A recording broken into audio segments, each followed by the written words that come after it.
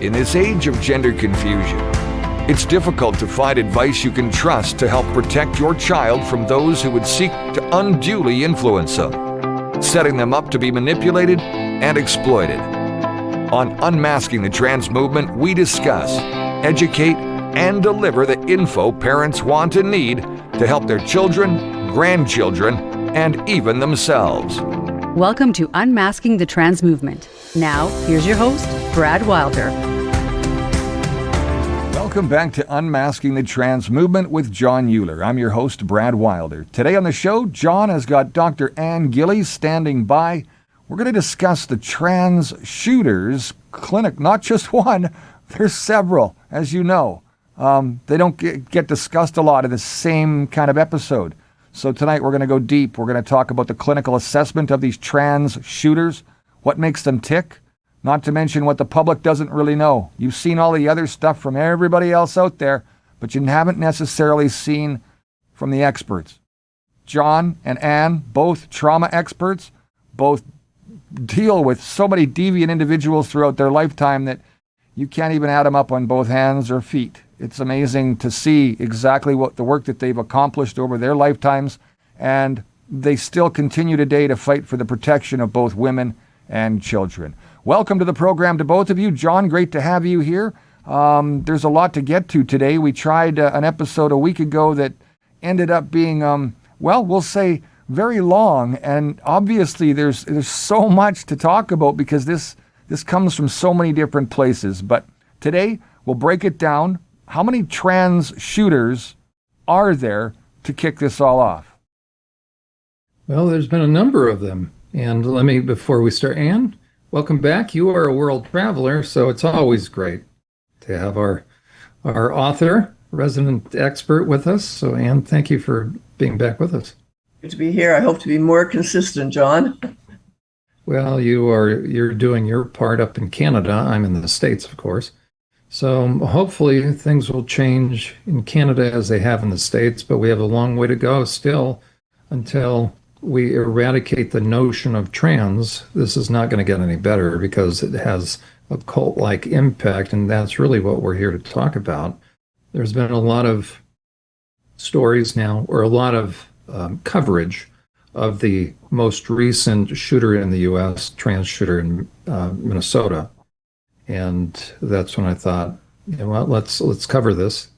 And Ann, you are very qualified. I am, and Brad being a dad and a hockey coach, and you are qualified as well, right? We all are concerned. So this just doesn't touch. It touches on heartstrings, right? This is so deviant and so grossly, deviant that how can you not? If you don't, then you're part of the problem and you're involved. Somehow you too have been deviantly subdued into porn. And that's a real bad place to be. And they're going to discuss some of that today for the listeners out there. That's right. So there have been many. There's some memes out there, or screenshots of how many for us. So there are many, many school shooters. I think I had 6 counted on one of the pictures. There was like a collage of them all, and there was 6 or 8. But that's 6 or 8 too many, you guys. Well, I think there were 6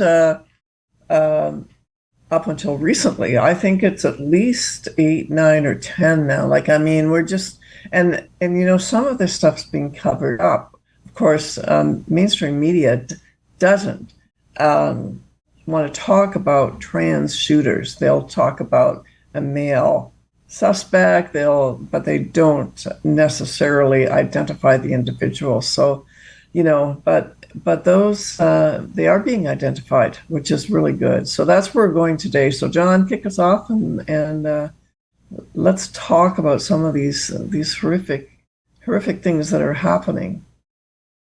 Yeah, and I think the most productive thing really is how do we profile them? Now, again, big push against profiling. Well, we had better profile.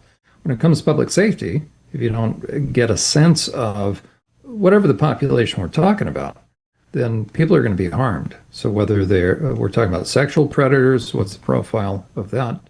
When it comes to shooters, what is the profile of that? So it's very concerning, and and with our combined clinical backgrounds, we can hopefully provide some insight that hasn't been discussed up until now. So I'm going to actually share. I've got a PowerPoint presentation. I was doing this recently and somebody said, John, you really ought to hide the thumbnails, but I'm going to keep those over on the left, preview of things to come. Let me jump to that just because I'm going to be moving back and forth so we have a flow to this. There's so much to cover, but the question is, what are people missing? A lot of things have been covered. Here's some of the explanations thus far, and all of them, except for the guns and gun violence. Now, obviously, gun violence is an issue, but guns are not the issue. We've had guns, at least in the U.S., ever since the 70s and 80s, and we didn't have this kind of thing. Anne, any thoughts about that, or Brad as well? You know what? Their homesteaders in Canada had guns, and they didn't rape and pillage and children. Like, they were honest, for the most part, God-fearing people.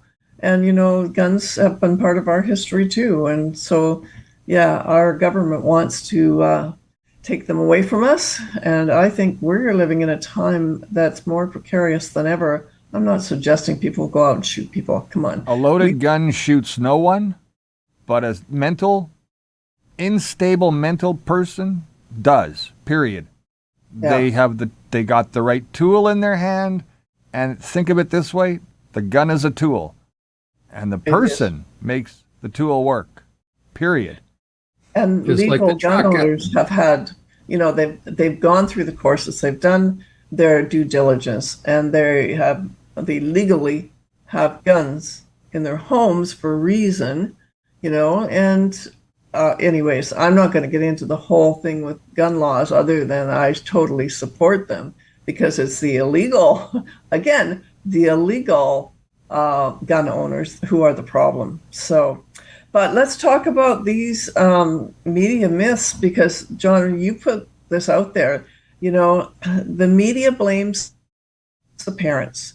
And, I have to say that psychology has been blaming the parents for their children's mental health. And there's some issues there, obviously, but for their children's behavior, just problem behavior, like conduct disorder, right? So it's the parents' fault. Well, sometimes the parents should put some boundaries in. There's some other things going on. But we have to look at who's to blame for, like, the actions of a 23-year-old. Who's old enough to have graduated from college, by the way. And obviously healthy enough to go to college. So still living at home, though, under mom's rule. And again, there lies part of this issue, is that, again, there's a lack of parenting that should have been addressed well before the age of 23 to help this individual stay on course and not get caught up in all of this trans mess that he's in. Well, we have this whole thing, Brad, with failure to launch. Parents are, their children are still living at home, often not working, not employed. And there is this whole failure to launch in this trans representation as well. I believe that.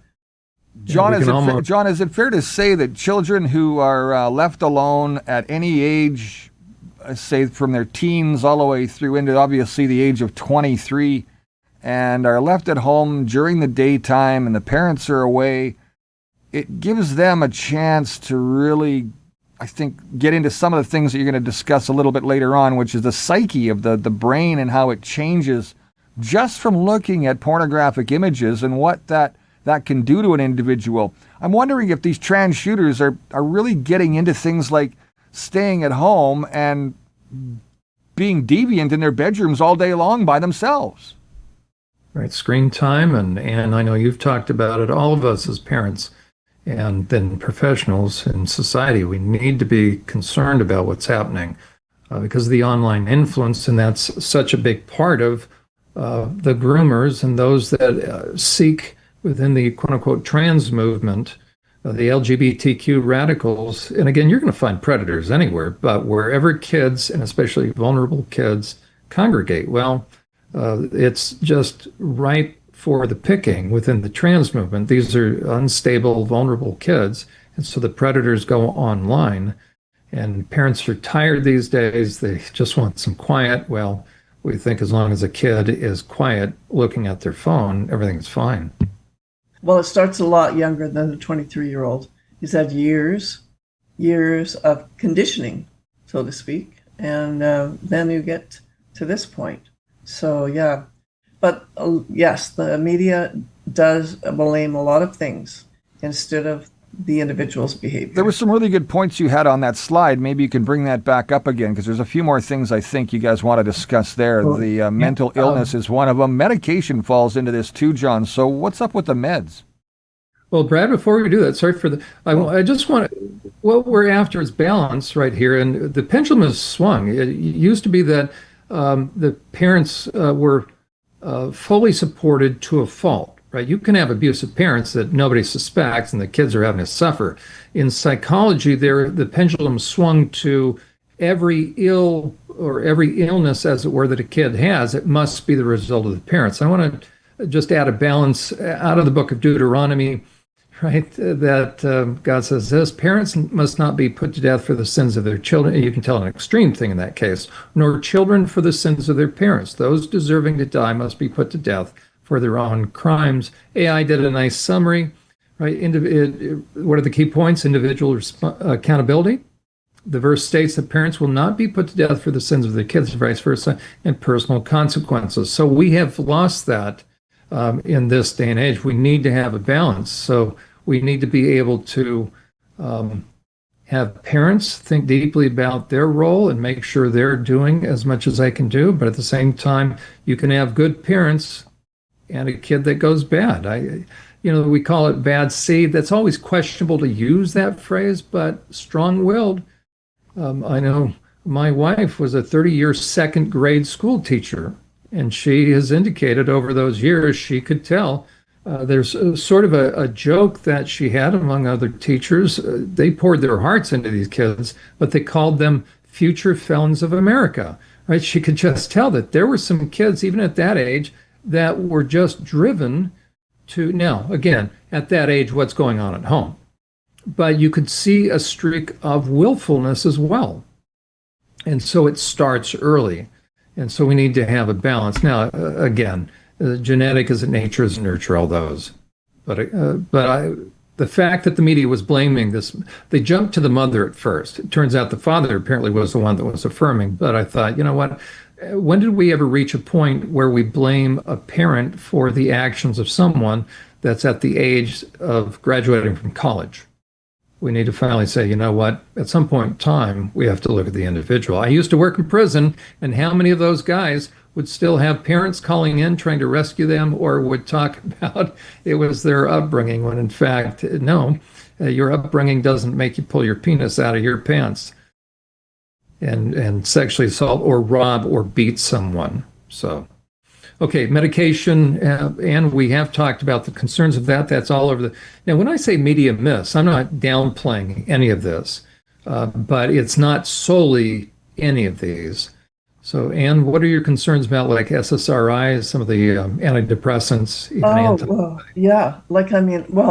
What's coming out now is of course, all of the mental health medication that children are being put on at very young ages and what it's doing to them and to their brains. And I don't have a lot of specifics on that, but we know that any medication over a long period of time begins to alter physiology.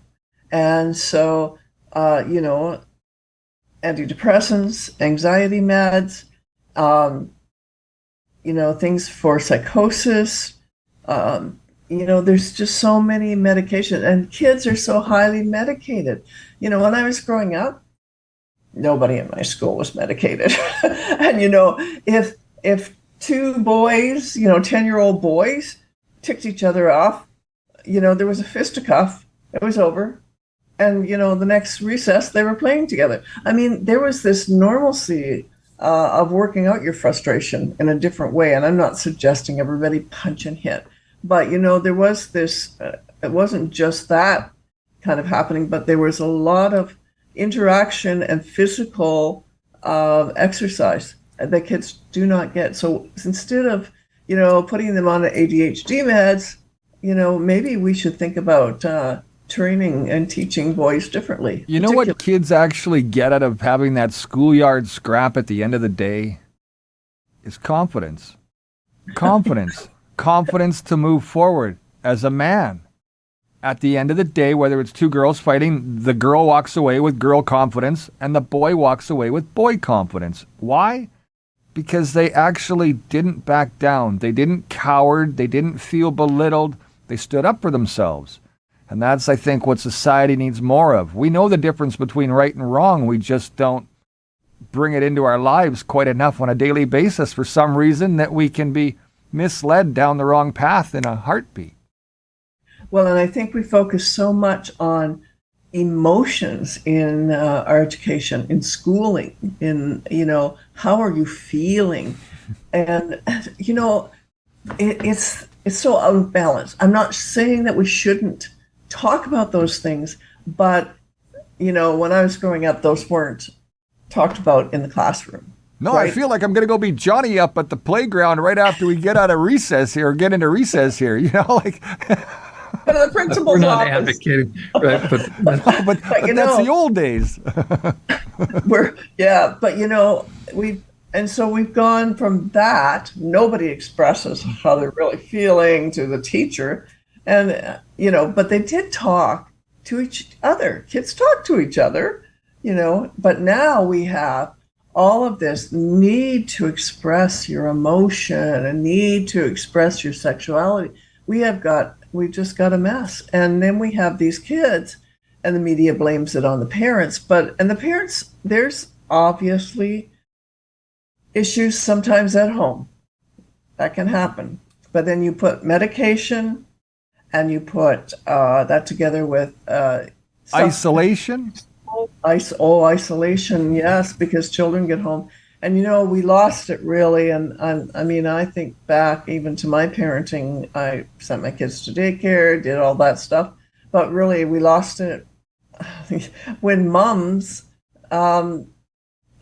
decided that babies should be in daycare. And back to that attachment injury right early on in life. And so we've got a whole mess that we have to rectify. That's right. So, but this affirmation stuff, John, that suggestion that because you don't affirm someone's ideology, their delusion, if you don't affirm a lie, because it's a lie to suggest that someone can be another biological sex, which they claim to be,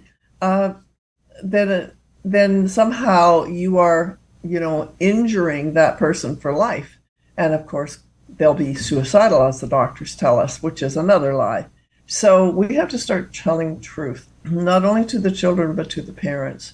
And because now we are in such a horrific season where some transgender individuals who've gotten caught up with other things, such as satanic and cult involvement, have now really turned to the dark side. LGBTQ and the man-made psychological notion of trans, by nature, creates a very dangerous kind of emotional and psychological myopia, where focus becomes self. In that inverted world, freedom is promised, yet will never be able to be achieved, as it can only lead to progressive enslavement to one's passions and whims, and it offers and fosters the elusive and unrealistic goal of happiness without struggle. The key foundational building blocks of a truly satisfying life are never a part of the equation, such as genuine character development, moral and spiritual growth, and the development of key indicators of emotional and spiritual maturity are removed from the equation. Thus, the trans deception offers a pipe dream at best, but in actuality, it delivers progressive doses of pain, dissatisfaction, discontentment, and resentment.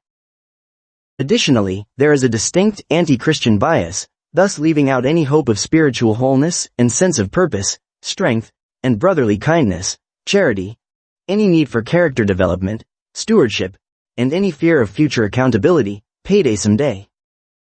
Without a sense of eternal accountability, conscience becomes something relegated to old-fashioned and outdated, hindering notions of objective moral and ethical truth. Truth becomes relative, self becomes the determiner and arbiter of ethics and morals, and the ultimate ethos becomes, do what thou wilt, and, if it feels good, do it. Ignoring the depravity within the human heart and the reality of spiritual darkness opens oneself up to doing the very things that invite spiritual darkness and unleashes the progressive depravity within the human heart. Fueling such fallen inclination with self-gratification will inevitably lead to progressing into and through the various degrees of progressive selfishness, callousness, lewdness, lasciviousness, deviance, and depravity. This is exactly what we see fostered and fanned into flame by those who find themselves entering into the shark-infested waters of the so-called trans community, where sophisticated predators wait in abundance, just below the shallows. Little would these naive young people suspect that dark, twisted, and deviant adults are waiting for them, to help entice them, and help introduce them to deviant sexuality, helping them override their boundaries, inhibitions, and consciences, making them easy prey for such predatory AGP maps. Who want to sissify them, so as to manipulate them, then violate them. That's. I thought I might play for us a couple of paragraphs I put together on speaking to this issue. LGBTQ and the man-made psychological notion of trans, by nature, creates a very dangerous kind of emotional and psychological myopia, where focus becomes self. In that inverted world, freedom is promised, yet will never be able to be achieved, as it can only lead to progressive enslavement to one's passions and whims, and it offers and fosters the elusive and unrealistic goal of happiness without struggle. Yeah, this is a killer. Satisfaction is such a funny riddle in human life. Satisfaction is the joy you get after struggle. There's so much joy you get because of human endeavor that requires effort. And humans are made to do hard things. Humans are made to work and to get a payoff for it. And the sheer joy that you get after you do something really hard, which you've done so many, as an ultra endurance athlete, this is sort of the sine qua non. Lots of sacrifice, lots of pain, and then a big payoff. But life is like that. If you're going through life and you're trying to get joy without struggle, you're not going to get that second macronutrient of happiness. So, for example, if you're, I tell my students, you can cheat on my exam. It's pretty easy to cheat on my exams. But if you get an A, you won't feel any satisfaction from it. On the other hand, if you work, it's an A on an exam. It's meaningless, but you'll get a lot of satisfaction if you worked really, really hard for it. That's the first part, which is that it requires struggle to get that little bit of joy. But the real riddle about satisfaction is that Mother Nature tells us that if you get it, it's going to last, and it doesn't. Yeah. So Mick Jagger sings, "I can't get no satisfaction." That's wrong. If you couldn't get it, you wouldn't keep trying and trying and trying, like the song goes. The problem is you can't keep no satisfaction. And that's the thing that you never quite figure out. And we understand the brain science behind that, but we have to, once again, we have to diverge from Mother Nature's teachings or Mother Nature's urges that she gives us and do something on the divine path. And if we do certain things that feel quite unnatural, we can make satisfaction stick around. I believe those answers. A lot of people don't have answers. For why are you alive? I don't know. For what would you be willing to die? I don't know. And the problem, there's a meaning crisis in your life, which is arguably the most difficult and most complicated and most beautiful and sort of manifold aspect of happiness, because it involves so much unhappiness. You didn't find the answers to the questions you just gave me except through tremendous pain. You didn't. If you had not gone through a lot in your life and suffered, you wouldn't know that. You never said, when I found the meaning of my life is that week at the beach in Ibiza. That's not when you find meaning in your life. It's when you get sick and you don't die. When you lose somebody, when you're rejected, when you're afraid. Those are the moments when you actually learn the answers to that. And I meet people all the time who are trying to avoid unhappiness so much that they never find meaning in their lives. It's like it's the opposite of the hippie generation. If it feels good, do it, which is terrible advice. Even worse is if it feels bad, make it stop. If I'm in pain, it means there's a problem and I'm defective. If there is suffering, I must treat it immediately and make it go away. That's folly, because that's the way to avoid meaning. And if you avoid meaning, you're not going to find Yeah, pain is the teacher. It is. It is the guide that ultimately delivers many a person to the promised land of trying to understand greater meaning and purpose in their lives. Suffering is incredibly sacred. You just can't waste it. All of the great answers that I have sought throughout my life have come through the crucible of suffering and pain. And I've often thought, does it have to be that way? I know for a lot of people, they're able to figure that out short of those experiences. But I'm also always very careful to rob people of, the beauty of what can come when somebody is enduring something challenging. Obviously, you don't want anyone you care about to be suffering unnecessarily, but there is something divine about that process that makes me step aside and just want to allow them to have that process for themselves, including your kids. Yeah, it's just horrible. That's the hardest one. But you know perfectly that they need to suffer too, because they need to grow and they need meaning and they deserve meaning. And the idea that we would take all of the suffering out of their lives or protect them from the vicissitudes, the slings and arrows of, the things that happen to us, and don't do this. And it's not right. It's not right, because you have to live a full existence. Suffering will find them, and trying to deliver them from it, all it will do is spoil your relationship with them, ultimately. Yeah, there's a thing in the book where you field the question of like, well, if I avoid suffering in, my life, how does that work with happiness? Like, don't worry, suffering's going to find you. Like you're not avoiding suffering. I don't care, what trajectory you're on. It'll hunt you down. Life has a way. It does. The key foundational building blocks of a truly satisfying life are never a part of the equation, such as genuine character development, moral and spiritual growth, and the development of key indicators of emotional and spiritual maturity are removed from the equation, such as pain tolerance, resilience, and contentment. Thus, the trans deception offers a pipe dream at best, but in actuality, it delivers progressive doses of pain, dissatisfaction, discontentment, and resentment. Additionally, there is a distinct anti-Christian bias, thus leaving out any hope of spiritual wholeness, which comes from reconciliation with one's Creator, and sense of purpose, strength, and brotherly kindness, charity, any need for character development, stewardship, and any fear of future accountability, payday someday. Without a sense of eternal accountability, conscience becomes something relegated to old-fashioned and outdated, hindering notions of objective, moral, and ethical truth. Truth becomes relative. Self becomes the determiner and arbiter of ethics and morals, and the ultimate ethos become do what thou wilt, and if it feels good, do it. Ignoring the depravity within the human heart and the reality of spiritual darkness opens oneself up to doing the very things that invite spiritual darkness and unleashes the progressive depravity within the human heart. Fueling such fallen inclination with self-gratification will inevitably lead to progressing into and through the various degrees of progressive selfishness, callousness, lewdness, lasciviousness, deviance, and depravity. This is exactly what we see fostered and fanned into flame by those who find themselves entering into the shark-infested waters of the so-called trans community, where sophisticated predators wait in abundance just below the shallows, waiting for the unsuspecting, the naive, the disgruntled, or the willful and defiant, to wade in, where they're told the waters are both safe and affirming.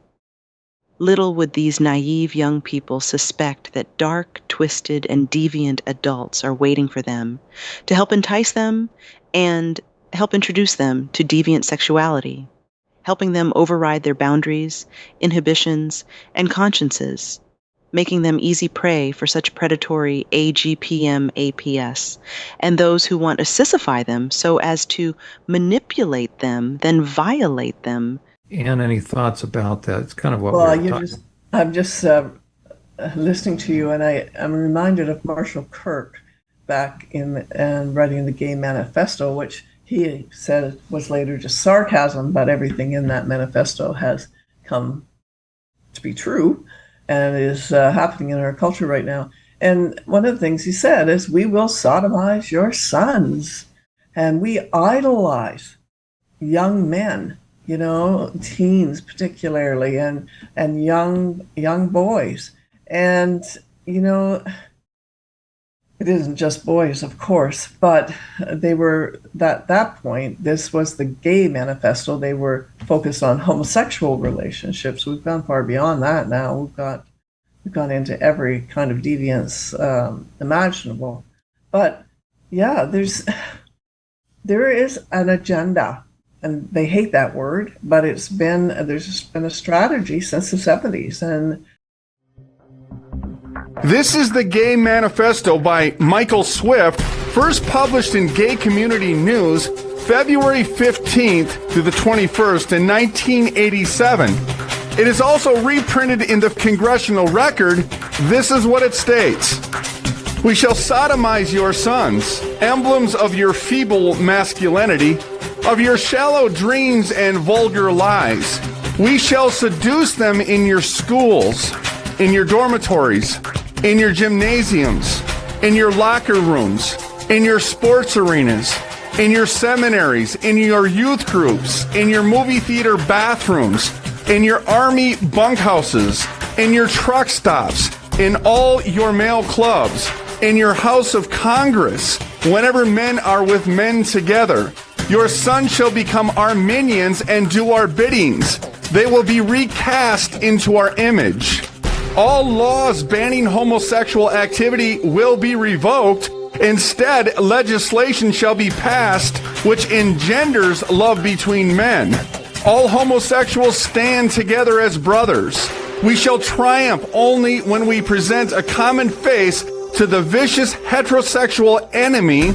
If you dare to cry faggot, it states, fairy, queer at us, we will stab you in your cowardly hearts and defile your dead, puny bodies. We will unmask the powerful homosexuals who masquerade as heterosexuals. You will be shocked and frightened when you find that your presidents and their sons, your industrialists, your senators, your mayors, your generals, your athletes, your film stars, your television personalities, your civic leaders, your priests, are not the safe, familiar, heterosexual figures you assume them to be. We are everywhere. We have infiltrated your ranks. Be careful when you speak of homosexuals because we are always among you. We may be sitting across the desk from you. We may be sleeping in the same bed with you. All churches who condemn us will be closed. Our only gods are handsome young men. For us, too much is not enough. All males who insist on remaining stupidly heterosexual will be tried in homosexual courts of justice and will become invisible men. We shall rewrite history filled and debased with your heterosexual lies and distortions. We shall be victorious because we are filled with the ferocious bitterness of the oppressed who have been forced to play seemingly bit parts in your dumb heterosexual shows throughout the age. We too are capable of firing guns and manning the barricades of the ultimate revolution. Tremble, hetero swine, when we appear before you without our masks. And now, after all these years, I mean, it's been growing and growing, and people don't want to talk about the LGB. They're okay with the T because people are beginning to say, wow, there's something wrong in this world. It doesn't quite all add up. And they're saying born this way, just like the gays and lesbians did. Maybe we need to pay attention, but we need to understand this started with homosexual activists in the 70s and 80s. And so it's been a strategy for decades and about, raping our children. I wrote a book, From Queer to Christ. I was in the homosexual lifestyle for 25 years, and my father is a Baptist minister. I live in the USA, and I basically discuss how the foundation was laid as to why I went into the gay lifestyle and what God had to do to reveal the lies and expose the deception, and how he got me out of that lifestyle. So that was really kind of covered in part one, if you guys want to go back and review that. But what I really wanted to do tonight was, one of the things that just absolutely infuriates me is when I see people who really have no idea what this, not only the agenda is, but what the lifestyle is really like. They're just looking at it as, oh, I have a gay or lesbian friend or trans, and I want to love them and be supportive. And you think you're doing the right thing, but you really don't know how you are sending them down a path to where it is a destructive and dangerous lifestyle on many levels. And since especially the woke Christians want to accuse people like me, well, you're not being loving, and the gay men will attack me. And, it's not because of what I'm saying is a lie. It's because how dare you expose it. But I don't want to see anybody lose 25 years of their life like I did, thinking that I was going to find something at the end of the gay rainbow, which you will never find. And that was true peace, happiness, and joy, peace of mind. And so tonight, I want to say to these woke Christians and to the parents who have children where you are supporting them, I'm not going to filter myself tonight. Because when I went into the lifestyle, I was very naive. I just thought, oh, you just go into a gay bar, you'll meet some gay men, you have a drink, you mingle, and maybe you will connect with someone and become boyfriends and live happily ever after. Stupid and naive I was. Well, not stupid, but just really naive. It wouldn't take long for me to really see how dark and destructive this lifestyle was going to be. And within 3 years of me just going into that lifestyle, ending up battling drugs, alcohol, depression, actually attempting to take my life. I was a prostitute, a hustler, that's the male form of it, and had a sex addiction. And what I want to expose is what your children, your boys and girls, are going to be exposed to when they go into that lifestyle. Because what Hollywood and the media, especially the scum, liberal mainstream media, who will never tell the truth and who will never allow stories like mine to be told, who are silencing the detransitioners from the trans movement, who are warning about what happens when they go down that path. I want to just kind of put it in your face tonight and say, if you really want to support this, here's exactly what you're really pushing them into. And there will be some within the LGBT community who are going to push back and say, well, that's your experience. That's not mine. I've not done this. I don't care what they say, because what I'm saying is the norm. It's not the exception. And if you spend any time in that lifestyle, and especially in the larger cities, you will be exposed to this, and it's going to get more dark and dangerous, because as anyone knows who's ever been in any form of bondage, whether it's drugs, alcohol, pornography, sex, shopping, even food addictions, you start out with the vanilla stuff, and eventually it doesn't satisfy anymore, and you start moving into the more hardcore, darker side of things. So that's what's happening. And of course, this murder is an extension in a sense of that. They're unfulfilled sexual desires. What you said, John, it's this sense of self-gratification, because it's all about them and what they want, with no sense of or thought, perhaps, and certainly no emotion, no feeling of what they're doing to others by their own behavior and their choices. And for them, it doesn't matter. It doesn't matter how much they hurt their parents. It doesn't matter grandma and grandpa, oh, who cares about them? All that's important is their own selfish desires. And that's really sad. Whenever we get to a culture like that, it's bound to implode.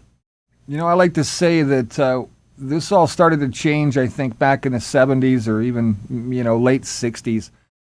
It started when color TV came into play. People didn't continue to sit at the kitchen tables and have dinner together, lunches together. The socializing of family has gone to the wayside, and I think that was a kickoff. People started gathering in front of the TV idiot box, watching the news, watching, whatever was on back then, but it didn't matter. It took your attention off of family focus time, which, you want to hear about what your family's done. I know that I'm guilty of falling into that with my family. My family still does it. Here I am at 57 years old, and I still see my kid take their meal and go to their room and eat their meal in their room, and I still see my wife jump in front of the TV just like I do and watch TV while we're having supper. We've been part of that, and to be honest with you, I never thought I'd be saying this, and maybe I'm getting old, but I'm really regretting missing those times that we should have been there and we weren't.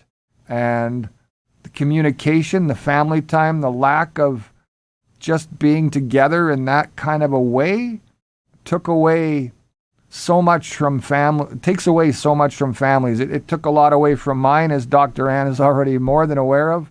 But it's something that's needed back in front of us again as we move forward. Families need to stick tight, close.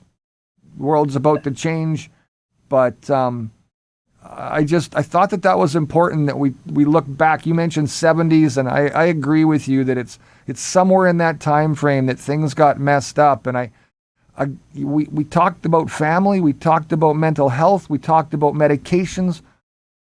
We've stopped all the good things that Happy Days used to bring, and now what we see is this separation, this dividedness, this lack of family cohesion, lack of really understanding one another and helping your children grow while you're there at that dinner table having friendly conversation about the day and dreams and everything else that you should be talking about as a family. I like to smack myself with a shoe, right? Like it's that clear to me now, and I'm really sorry I missed that part. I think, Brad, a lot of parents did. I mean, I'm really blessed that, well, I was just really strict. The dinner table was our time, to kind of have dinner together and talk however long. And we would have heated discussions, debates. Oh my goodness. My children, there were 8 of us around the table, so my children didn't always agree with each other. Sometimes dinner was like, just a minute, let's have some peace here. But you know what? There were really good memories there. And I think what you're saying, Brad, is really true. I think the other thing about that, though, is that I'm seeing a movement where young parents are switching off the TV. In fact, I'm seeing a movement where they don't even have TVs in their house. I'm True like, story. yeah. And you get enough on your devices all day long. You don't really need a TV anymore. Well, that's true, but still, no devices at the dinner table. I mean, there's some simple things parents can put in place, and no devices in the bedroom. That's right.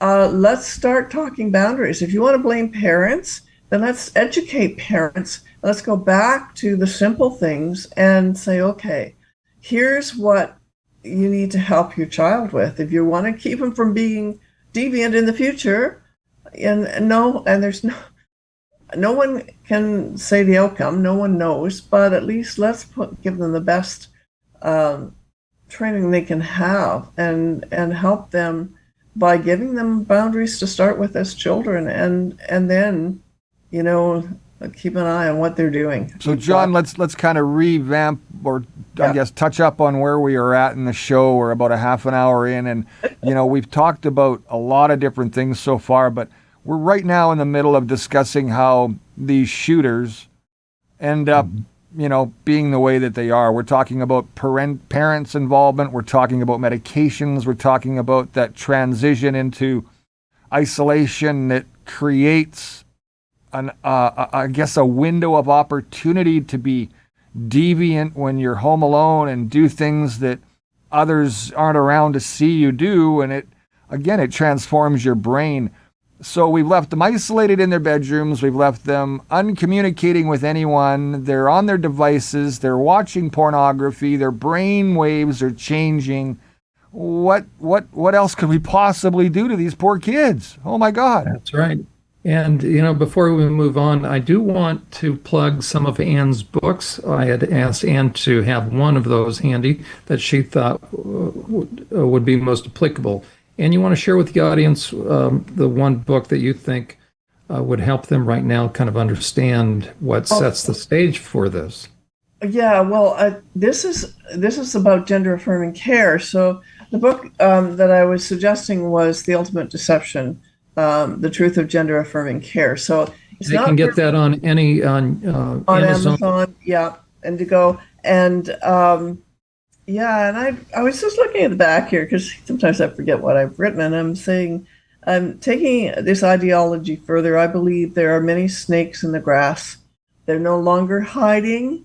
They're in plain sight, promoting a false ideology, and they're intending to lie bluntly to people.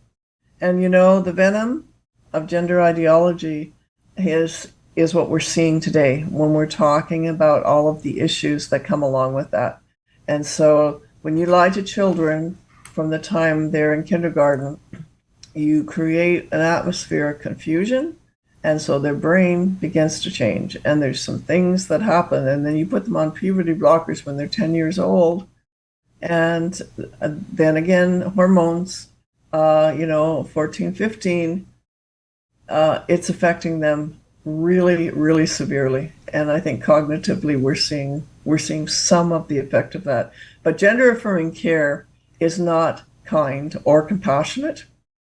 It is actually very harmful. And it's hateful.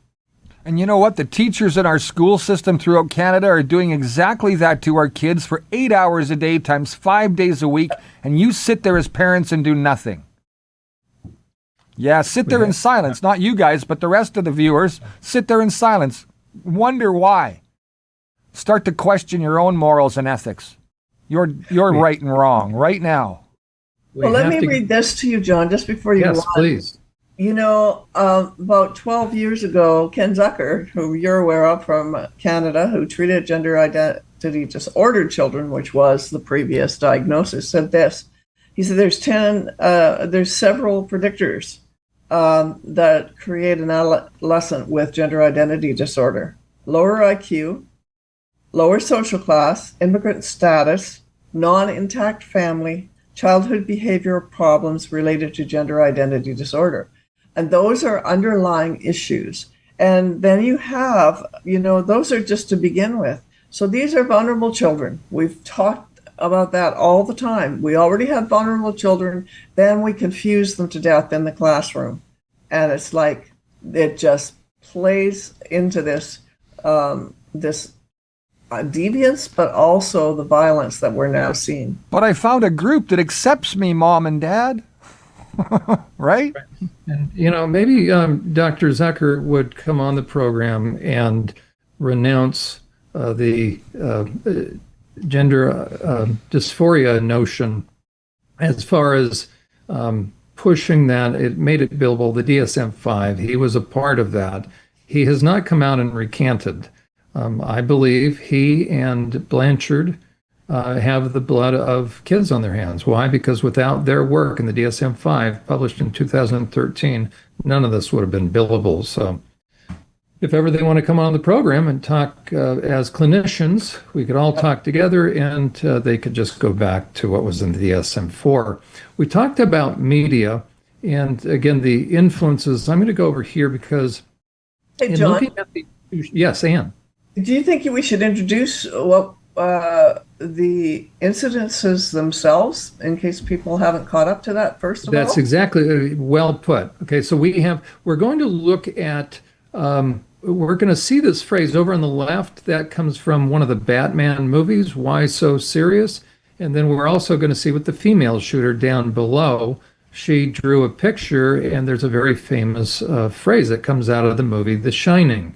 So when we're talking about the Minneapolis shooter, we talked about, again, what are the influences? We call them myths. Again, these are consideration, but these are not the issue. And by the way, mental illness, what constitutes mental illness, people with depression, and why can we say this was not mental illness? It's certainly abnormal, but people with depression or bipolar who are sick enough to perpetrate a mass murder of children do not act normal. And they are not able to fool professionally trained criminal profilers in a gun store will see a video where how normal he's acting, the shooter, or the would-be shooter. Psychotic people, and therefore we're going to eliminate, he was depressed, he's bipolar, and I have not seen any story that he was on SSRIs. Okay, psychotic people, so we might say, well, he was crazy. Well, psychotic people are noticeably odd, especially prior to perpetrating a heinous violent effect. I worked with a lot of, in Pennsylvania, they call it GBMI, guilty but mentally incompetent, not competent to stand trial. I've worked with a lot of those folks. And then the other remaining issue, well, maybe as a cluster B personality disorder, I recommend people go on, if you want to study what personality disorders are, that is right out of the APA, and essentially what it's talking about is if it's not a mood disorder, that mood changes, it may be personality. And the DSM has broken what they call personality disorders into three aspects. The first one, cluster A, I mean, there's similarities. These are the odd individuals. B, those are the people that are very energetic, and the one common denominator is it's all about self. And then you have those that are reclusive or want to stay away from people. So if any of us have heard the term cluster B personality, it's really looking at four, but there can be a combination. So you have antisocial, and that's really going against social norms. Some people say, well, that can be well adjusted. Actually, then you're getting into, so antisocial inevitably have difficulty adjusting with social relationships, difficulty at work. These are the ones that are getting fired multiple times. They don't fit in technically to be antisocial. So for an antisocial diagnosis as an adult, you're usually going to see what's called a conduct disorder in adolescence. That's the kid you can't do anything with. So antisocial is different than asocial, which means it doesn't like people. So the term antisocial is it's going against societal norms, and so they don't do well on the job. They usually you will find either tattoos or multiple arrests, and they just the bad boy kind of thing. But if they fit into public life, so they go into politics or any other normal field and they can keep a job, you're really talking about sociopathy or psychopathy. Borderline, that's the back and forth, that's the crazy making one. They love you, then they hate you. Idealize people, then devalue. Histrionic, that's very dramatic. That is the actor or actress. And narcissism, that just means it's all about self. But you have simple narcissists, those are the ones that stand out in a crowd, are always combing their hair, they want to look good. Or the professional grade, or what's called malignant narcissism, that is, it's all about self, but they really won't let you know. So they're working it. And that's the precursor for anything else that's going to progress from there. So we could say that these individuals, that go in and shoot schools, right? They're certainly antisocial.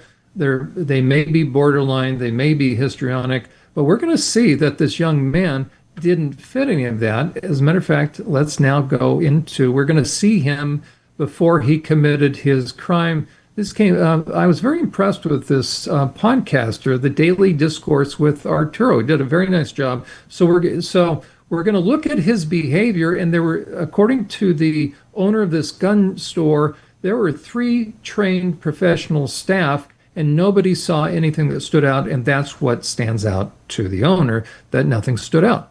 Their hardest to ignore the signs, to make sure that he could live a normal life without, being looked into and being watched and being examined or anything like that. But the FBI is now classifying him as a nihilistic, violent extremist. So let's check this out. New details are coming to light tonight on what may have motivated the gunman at Annunciation Church.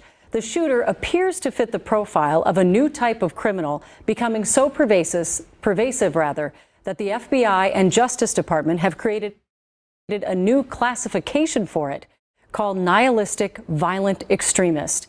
The agency says these criminals are motivated by a fundamental rejection of society and a desire to cause its collapse. Lou Ragoose joins us with more. Lou? Wow. Well, Julie, to put it simply, a nihilist just wants to see the world burn. And the actions and writings of Robin Westman mirror others whom the FBI has classified as a nihilistic violent extremist. Now, when your package arrives, you'll get 2 boxes. one for your generator, and one for your expansion pack.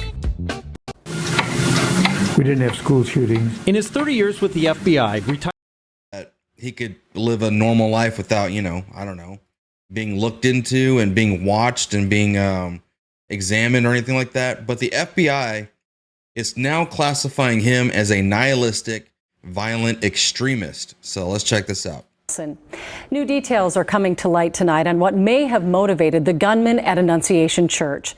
The shooter appears to fit the profile of a new type of criminal, becoming so pervasive that the FBI and Justice Department have created a new classification for it called nihilistic violent extremist. The agency says these criminals are motivated by a fundamental rejection of society and a desire to cause its collapse. Lou Ragoose joins us with more. Lou? Wow. Well, Julie, to put it simply, a nihilist just wants to see the world burn. And the actions and writings of Robin Westman mirror others whom the FBI has classified as a nihilistic violent extremists. We didn't have school shootings. In his 30 years with the FBI, retired Special Agent in Charge Nick O'Hara dealt with criminals with destructive mindsets who killed by other means. Bombs at the showroom of a Tesla factory or a Tesla, the place where they sell the Tesla vehicles. I can't even think right now.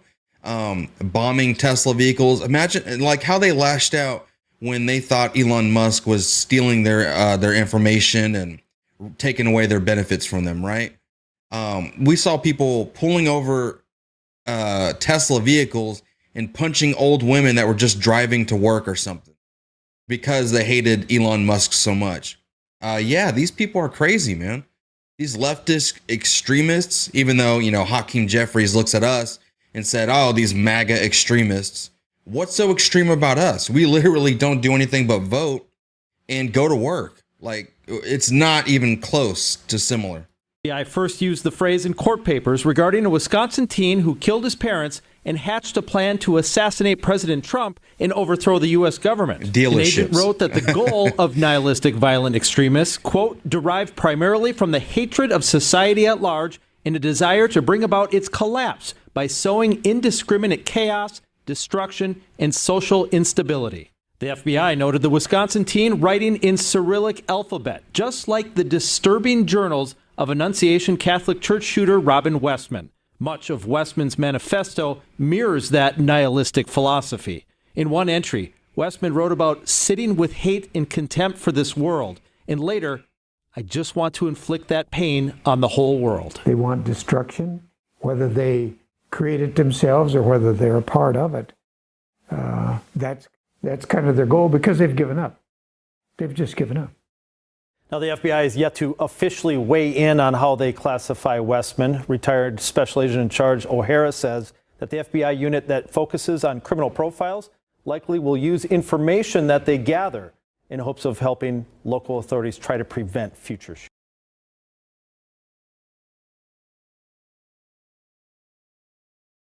We got some new footage of the shooter of Minneapolis. We're not going to say his name. However, the news loves to say his preferred name, which I heavily dislike. But last night, we got some footage of the shooter purchasing weapons just 5 days before the shooting happened. Tonight, 5 Investigates has new video of the Annunciation Church shooter in a local gun shop 5 days before the attack last week. Let's get right to investigative reporter Eric Rasmussen, who just obtained the video of Robin Westman. Now, see, why do they have to say, first of all, his preferred name, and why do they have to say his name at all? That video was recorded the Saturday before the shootings. And now the owner of Frontiersman Sports in St. Louis Park tells me the thing that stands out is that nothing stood out about the killer just days before they carried out that terrible attack. Some now call it the face of evil. So you're telling me this is a trans woman? This right here, this is I'm supposed to now believe this is a woman? That's a dude all day, okay? I mean, not even trying to be a woman. Like, this is Robert Westman, okay? So this whole trans shooter thing, what I'm just seeing here is just a psychopath. Honestly, just a regular everyday psychopath, all right?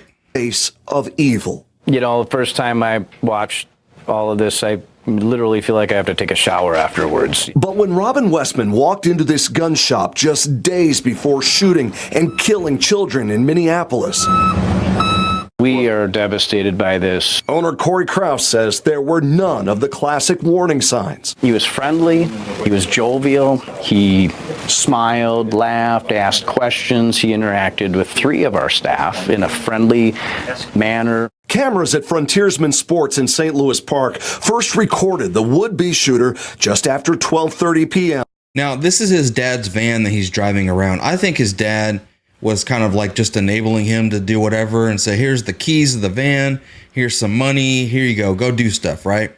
And he's out here buying weapons. Now, he did not purchase any of the weapons he used in the shooting from this particular gun shop. We don't know where he got those weapons from, but these weapons right here were not used in the shooting. But this is still just 5 days before the event happened. The Saturday before the attack, wearing a shirt with "A Place for Well-Being" on the back, they spent 40 minutes browsing, holding, and aiming a wide variety of guns. At one point, even speaking with a fellow customer. None of the behaviors Krause says his staff is trained to look out for. What could I have done? What could I have caught? There was nothing. These are still questions you ask yourself. Because you had 3 layers of seasoned veteran employees that know this stuff, and they can sniff this stuff out from a mile away. Krause says the shooter did not get any of the guns or ammunition used in the attack from his store, ultimately presenting a valid permit to purchase when buying a small .38 special revolver not mentioned in search warrants. While the victims and their families will never be able to face their attacker, Krause says he's sharing this video with us with the hope of someday answering questions about how and why this happened. The public only knows so much right now, and if this can shed some light on how this person was and how they were acting and what we do to try to prevent it, because, we work very hard to try to prevent this type of stuff. Krause tells me his staff already shared this video with federal investigators who came to his store last week while he was away.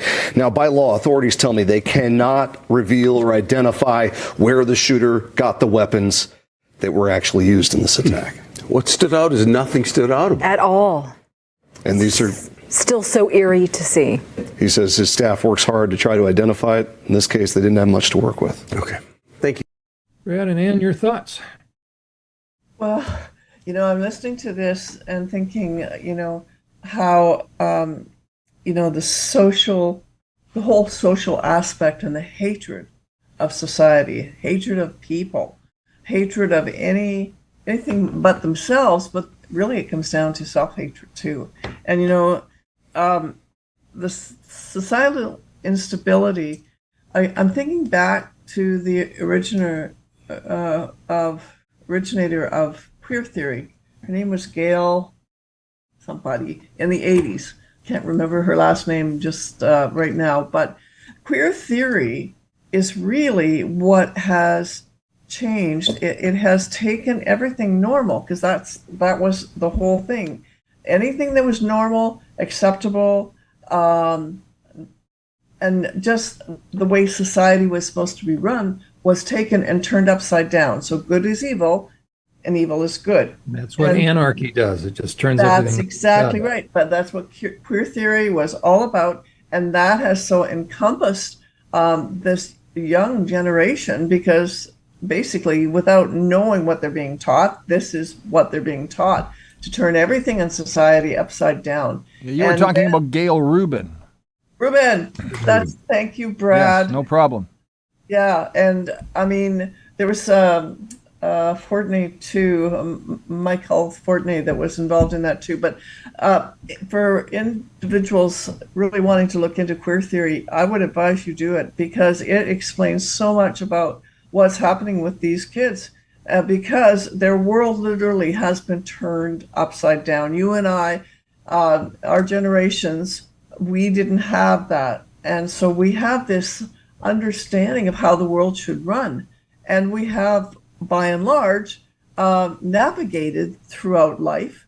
We all come away with bumps and bruises, but these individuals hate everything about the world, about people, and obviously about children. And it's the saddest thing, but culture has done it to them.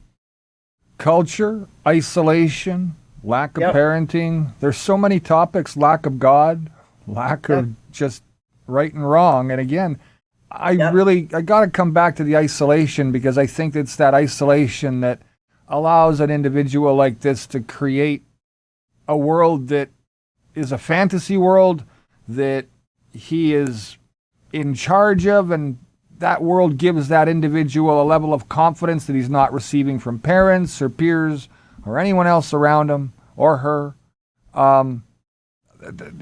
It's a mental health issue, yes, but it's driven by so many different things that are going on within the family itself, to school, to relationships, to emotional breakdowns, all of this. And there's not just one thing. It wasn't the DSM-5's book that made all these people do this stuff, right? It was them monetizing it. But the reality here is that it's almost like society is throwing all this stuff onto these poor kids' shoulders and said, here, you guys deal with it.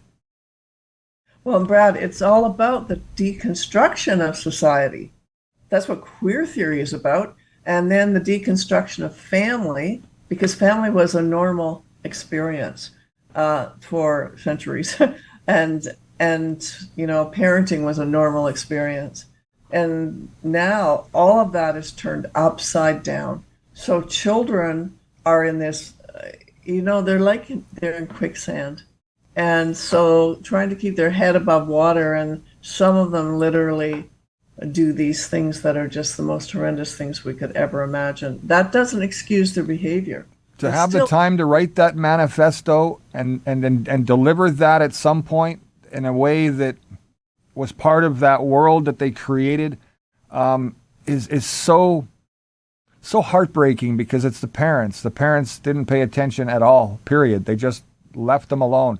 And again, you said society, video games, there's a whole bunch of things that fall into that, because you're so isolated that you got to find something else to do. My kid sits in his room too and plays video games. Again, get your ass out off the bed and get on the couch with us, and let's watch a movie, or let's play a board game, or let's do something else. Let's go golfing. Let's go to the hockey rink. There's all kinds of options, but parents, they just don't want to engage. It's more about they take their time, they spend it on their phones, and they'll watch the idiot box to pass their till they hit the bed. And then when they're in bed, nothing happens again. And it's the same regurgitating cycle day after day for these kids. And we're the only ones, parents, who can break that cycle. And you know what happened, though, Brad, many decades ago, that parents were bullied and intimidated by the LGBTQ activists. Quite honestly, to sit down, shut up, quit telling your kids that they shouldn't do these things.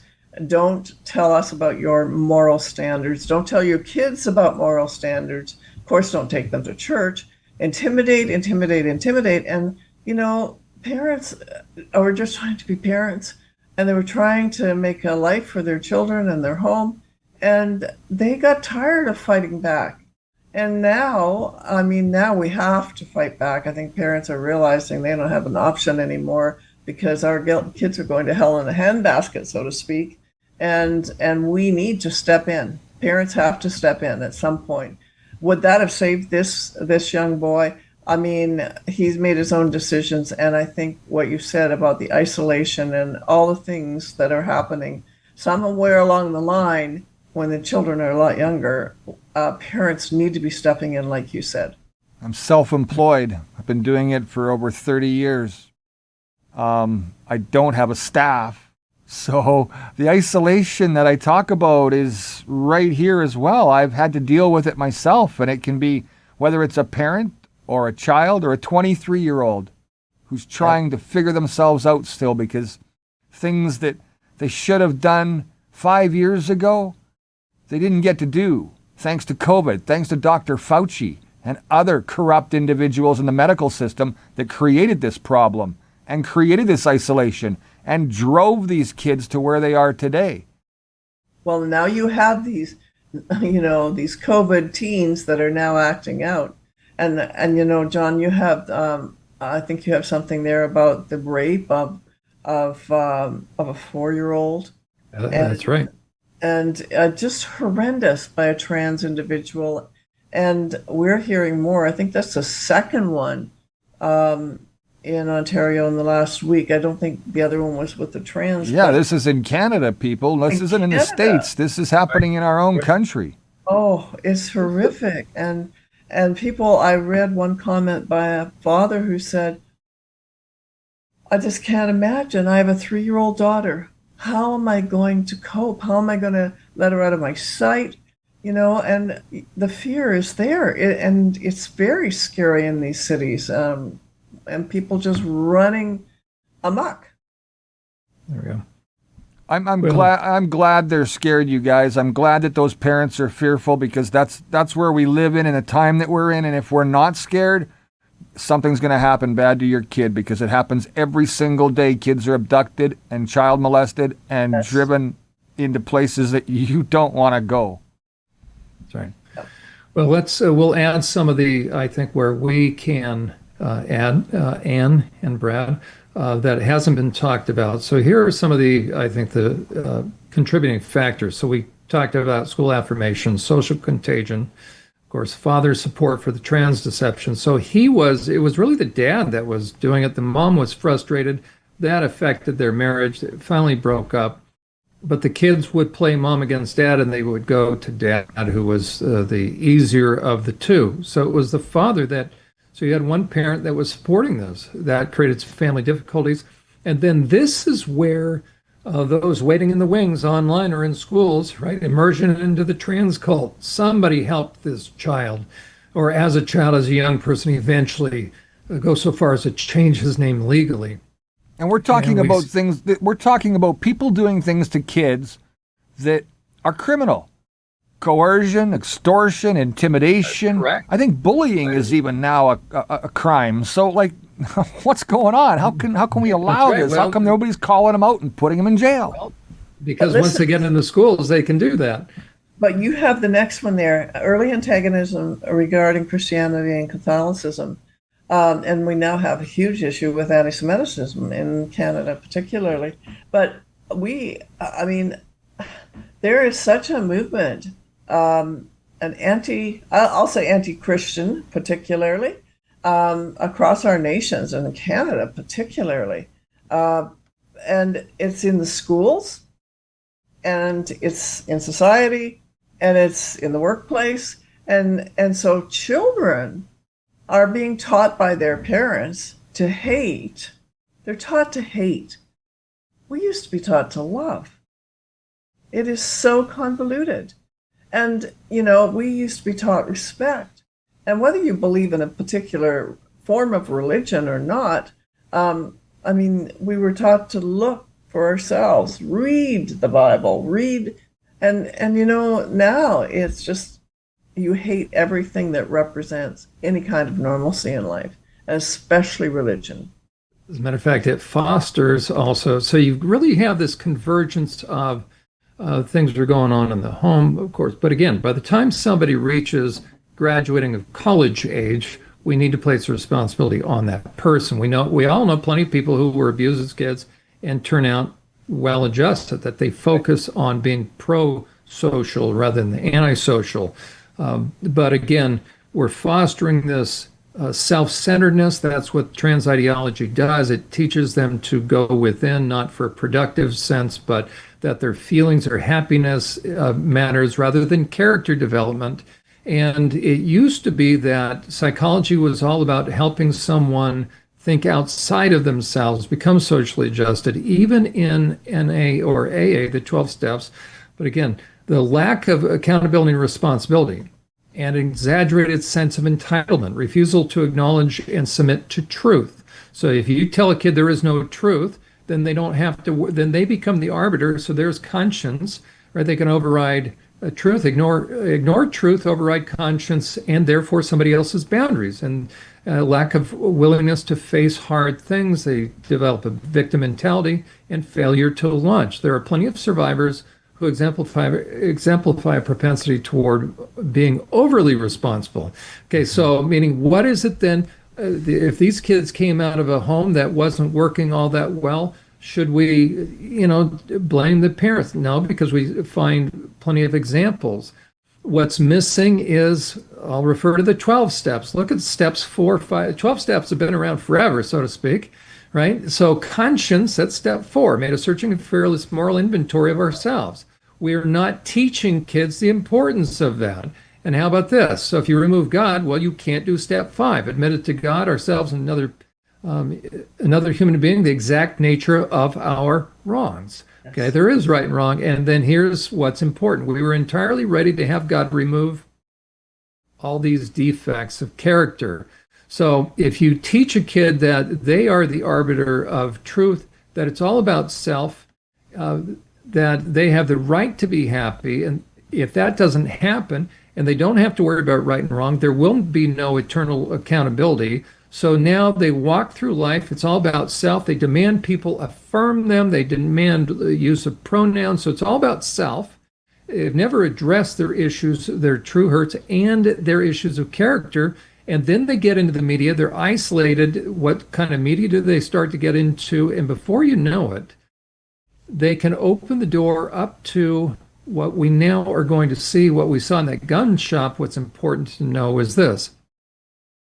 He did not have a mental disorder. Now, he had abnormal behavior by shooting someone, absolutely meaning extreme, but he didn't stand out. He didn't have all sorts of tattoos. He wasn't demanding attention in that store.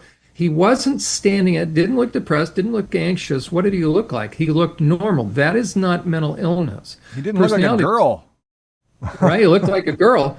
But what I want people to understand is he wouldn't even fit into, we could say personality disorder, but I would say he doesn't even, now, a 3-minute video on a showroom floor does not, reveal everything, but he wasn't demanding attention. He was socially appropriate. He was polite. He was wearing a shirt that talked about a healing place. He seemed mild-mannered. That's not narcissism. It wasn't all tatted out. It wasn't all pushy. He wasn't demanding his way. He wasn't arguing. Well, there goes antisocial. He's not narcissistic. He didn't stand out. So I would say he certainly, it's hard to say psychopathic not being personality disorder, but I want people to know he went far beyond personality disorder and then got into dark stuff. And now we're going to see the video he made of himself before the shooting, and watch as you're going to watch this, listen, and then we're going to analyze some of the symbols you're going to see on these weapons and magazines. That's him. Remember how far we went. That's in an ancient language, by the way. He memorized all that. Be able to write it. It's called Cyrillic.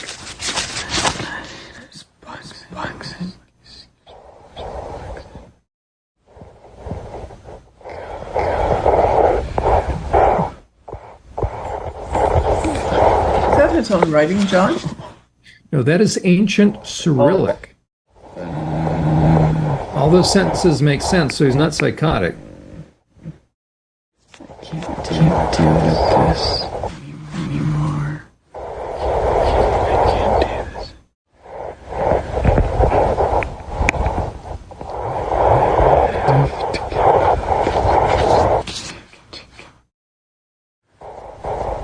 Notice how it changed right there. See that little, there we go. See the middle of that?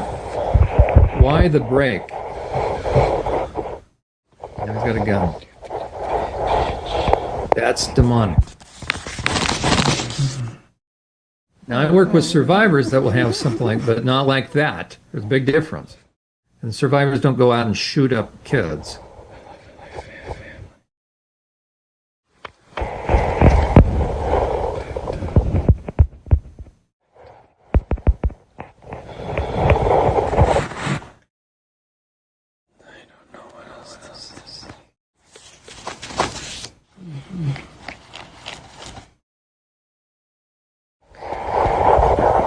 It's over.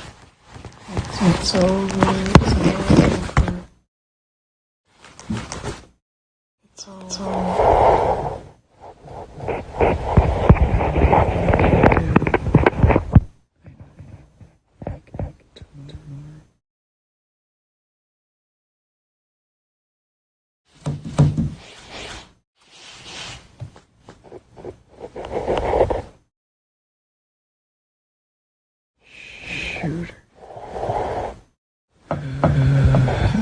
Very methodical.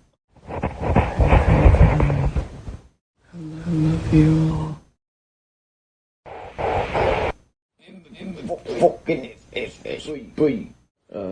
Maybe I look like a cop and I won't get rushed or something. I don't know. Shit, let's fucking do this before things already kicks in. Yo. Oh.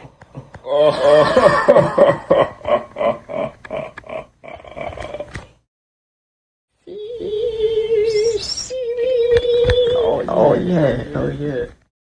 Check this out. Got more Jew gas. He was gonna bolt the doors in the church with that board, so the kids couldn't get out. Knew exactly what he was doing. This is not Very methodical. Yeah. Very planned out.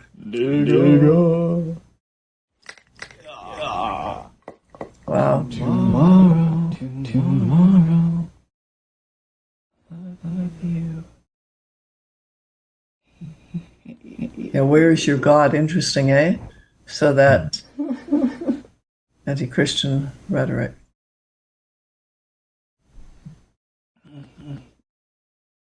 It's the end of the world as we know it, and I feel really good. 9mm go. 9mm go bang. Because Jesus is up on a target. Wow.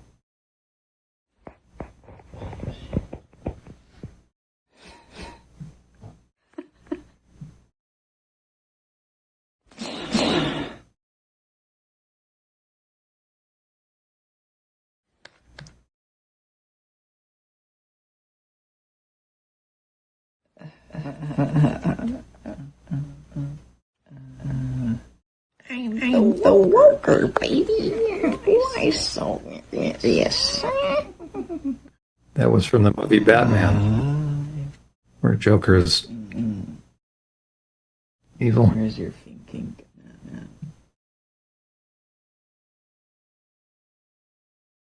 Shit.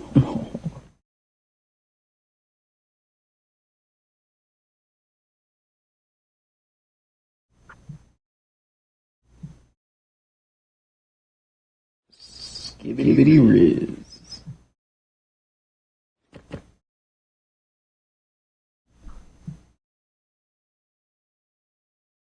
Yeah, look at that symbol. We're going to see that in a moment.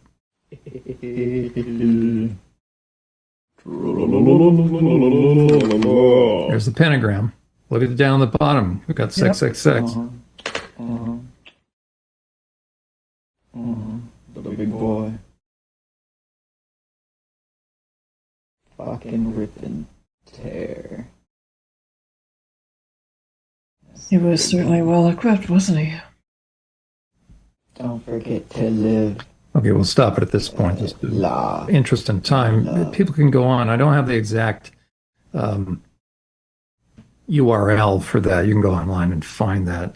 So we see very methodical. We can see you hear different voices coming out of him. We've got certain symbols. We'll see here momentarily where those symbols come from, and a lot of hatred toward God. Jesus is on a target practice, right? But very methodical. Look at how precisely we can see he was almost obsessive compulsive.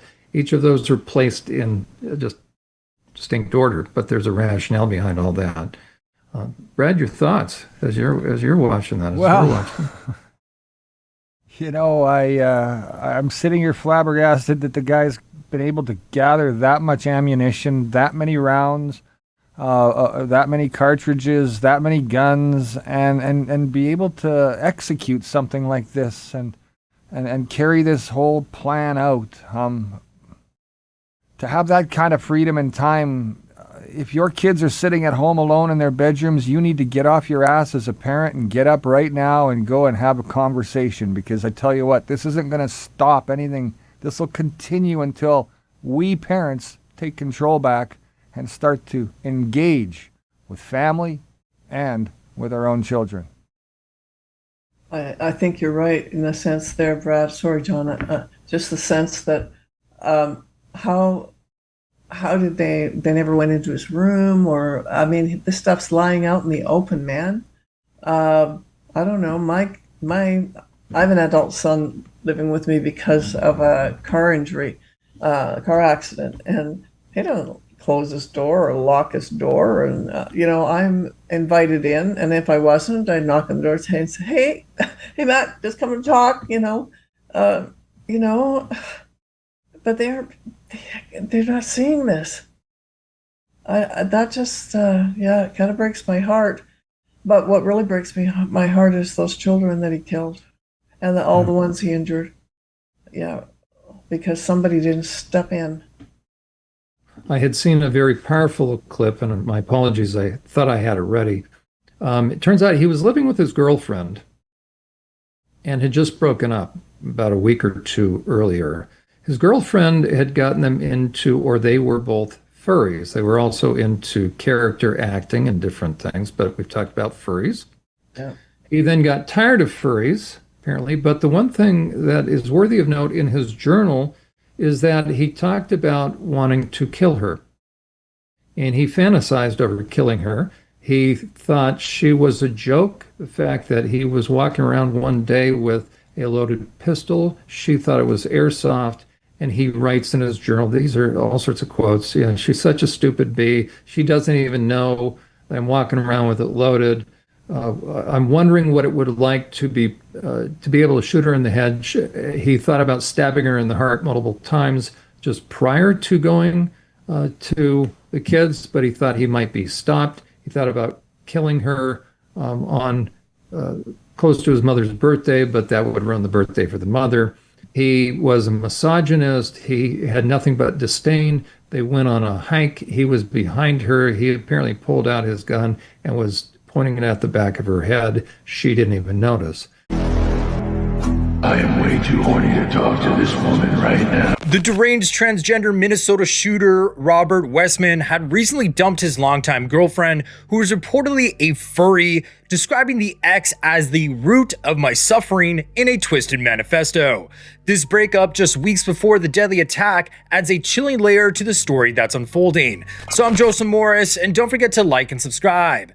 Now, the ex has been identified as 22-year-old Abigail Bodick, previously pictured on social media donning cat ears and whiskers at an anime convention earlier this year. But here's where it gets even darker. In a series of sick documents linked to Robert after the shooting, he repeatedly referred to a person named Abby, blaming her as the key trigger for his deranged behavior in his manifesto. He also wrote about being fascinated by furries, people who enjoy dressing up as cartoonish animals, writing, "I like feeling sexy and cute, but my face never matches how I feel. I hate my face. Maybe that's why I like furries so much. You can give yourself a new body and face." Several social media photos dating back to at least 2022 showed the couple posing together in happier times. The smiling pair was pictured selling items at a craft event, dressing up for a local Renaissance fair, and visiting an aquarium together. They even shared a one-bedroom apartment at Linwood Commons Apartments, about a 10-minute drive from the church. But Robert moved out in the last weeks of his life, staying with a friend instead. It wasn't clear exactly when things ended, but Robert's father told investigators after the shooting that his son recently broke up with a significant and/or romantic partner. And in those unhinged entries before the shooting, Robert said he wished he never met his ex, writing, "Abby is such a baby. I should have never started dating her. I am not spending my life with a blue-haired and pronouns having ass. You're lucky I have bigger plans than you." The details grow more disturbing. The manifesto, written in Cyrillic letters, reveals Robert admitted to pointing a pistol at the back of Abigail's head, writing, quote, "I wanted to see if I could feel anything," end quote, and feeling no remorse, only concerned about how murdering her would affect his plans. Writing, "It felt good actually to point it right at her stupid head. Abby is so stupid. I've been handling and walking with it holstered, exposed all day, and she still thinks it's airsoft. Dumb ass b****. It's a real gun. I bought it to kill kids." Robert fantasized about revealing his murderous intent to Abigail, writing, "I want to see the look of horror and tears on her face as she realizes what a monster I am." And even considered stabbing her, writing, "If I feel like I could do it, I would then stab her in the heart many times and go commit my final act." The manifesto also mentioned planning the attack potentially on Abigail's birthday, writing on July 8th, "I will kill. Abby has pushed me to the edge. I was thinking it would be hilarious if I did my attack on Abby's birthday. If I don't kill her, that would forever ruin her birthday. But her B-day is also my mom's birthday, so I don't want to do that." Robert left Abigail's name off his note he left before he took his own life, addressing it only to family and 2 close friends, writing, "I think I will leave Abby alive so she can read this and feel all the she put me through. You, Abby. I hope everyone blames you for making me do this. It's your fault." An Instagram account linked to Abigail has a profile image of a furry, and she attended an anime detour convention in March dressed in blue furry cat ears and painted whiskers. Videos show the pair together, including one with ominous music where Robert grins with bright pink hair, followed by Abigail with audio saying, "I'm way too horny to talk to this woman right now." She broke up. Somebody broke up with somebody a week prior. So this is the kind of individual, again, we're talking about, that purely psychopathic. Let's now look at the symbolism so people can see that it's all these factors that we've talked about, including once these kids start to dabble in stuff, what's going to come their way. You guys looked into some of the symbolism on the weapons that I had never heard about before, and you guys were actually talking to me about it a little bit in the green room. What were those things you guys were talking about? Go ahead, Rob. I'll let you start. I heard this from some of the Zoomers in our Telegram. Actually, they had been clued in on these groups from a couple of the more recent other school shootings. That there are 2 groups. One is called Order of the 9 Angles. Not Order of the 9 Angels, it's Angles. And the other is called 746, I think. They're both like satanic, occultist, anarchist groups is the best way to describe them. A lot of people describe O9A as neo-Nazi, but it's really more of just pure anarchy. They might like say hate Jews in that way of neo-Nazism, but they're not like political or authoritarian. It's just pure anarchy. So they are 2 satanic anarchist groups. O9A was apparently started by someone with connections to the British MI6, which is interesting that it has 3-letter agency connections. But I guess 746 is an offshoot of that, less politically or less ideological in terms of like their anarchist stuff than O9A, but they, I guess, tend to find young teenagers on things like Discord and groom them, in a sense, using stuff like child porn to get them to self-harm, to get them to transition, and to get them to ultimately end their lives in extreme acts of violence like this. Yeah. And this guy had symbols on the weapons and social media accounts of both of these groups. Now, whether he has any official affiliation or contact with them is hard to say, but he definitely at least knew of them and seems to have very similar motivations to them. Right. We're going to add, now we're going to look at the female school shooter, but then, and as you were talking about, some guys have been recently busted raping kids. So we're going to see there's an overlap. Now, let me see if I can do this properly. I don't know if I did the sound. Well, so much for my ability. Anyways, okay, so there's the Tennessee school shooter. Look at some of these quotes down here. I want to kill you, little. See, one page from the manifesto reads, bunch of little F's with your white privilege, F-U-F. Over on the right, want to kill all of you, little, probably female word there. One page from the manifesto reads, a bunch of little F's. Okay, down here. Hale's manifesto includes an hour by hour, now she was age 28, hour by hour calendar of the tragic day, which Hale called Death Day, including everything from getting dressed, eating breakfast, to prepare for the attack and time to die. I'm a little nervous, but excited too. Been excited for the past 2 weeks. Hale allegedly wrote, "Can't believe I'm doing this, but I'm ready. I hope my victims aren't." Hale also wrote about her desire to have a high death count. They found the vehicle of this gal. Look at the decal in the back window. Does it matter? Well, you're going to put something on. Something means something. If you're going to put on your vehicle, I looked it up. It is a skateboarding. It is. You see that all over binders at school. You see them wearing their patches. You see them wearing their clothes. Bottom line is they've attached themselves to those kids, again, who are isolated from family and out left to do whatever they want to do. There you go. And it introduces, so here's the actual website from that. So you can see the bottom right corner here of their merch or merchandise. So there's that same thing, but also look at what they sell. Now the question is this: why do they have to add the pentagram? There's only one reason. That's the number one satanic symbol. So it's a culture.